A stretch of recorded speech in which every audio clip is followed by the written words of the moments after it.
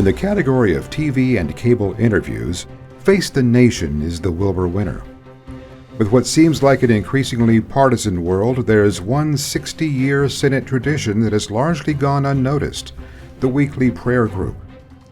Every Wednesday morning, a group of bipartisan senators take time to pray, sing hymns, get to know each other, and reflect on their common bond.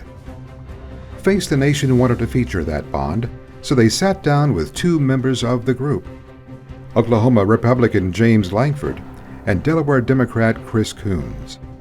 The senators have very different politics, but agree their prayer meetings are a valuable and increasingly rare opportunity for bridge building. Let's listen.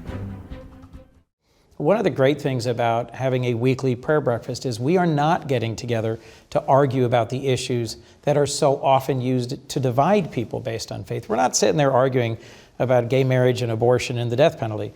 We're frankly sitting there praying with and for each other, singing hymns, talking about our families, and then sharing some stories. We're in a very sharply divided partisan moment. It is hard to find any space here to be vulnerable, to admit that we don't have all the answers, to admit any sort of lack of certainty or confidence in our party's political views, and having a conversation that starts around the most basic questions. Why are we here? What is it we're trying to do? Having a conversation about those very basic questions rather than a fight about the end point, the application through law, is a good way to have a conversation in a place where we so rarely do that.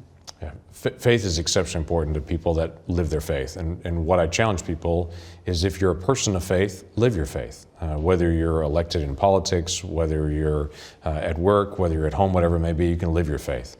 Faith should impact who you are. If your faith only affects your weekends, that's not a faith, that's a hobby. A hobby is something you do on weekends. A faith is something that permeates everything you do. And so when I was elected, when Chris was elected, we weren't elected and said, okay, now go there, now you have to take your faith off when you go. It's still who you are and a part of who I am. Our faith, and my faith in particular, has the strong belief that people are created in the image of God and they have value and worth. That means people that I disagree with, I should be able to disagree with them in a way that still respects them as a person. That changes the way that I debate. That changes the way that I engage on issues because of my own personal faith. The Wilbur judges commented, "For decades, CBS has somehow found the right producers and writers to keep the quality while having a light and sensitive touch with issues of faith and religion. This episode was another excellent example of that." Face the Nation host Margaret Brennan asked the right questions for responses that were frank and not political. Bravo, Face the Nation.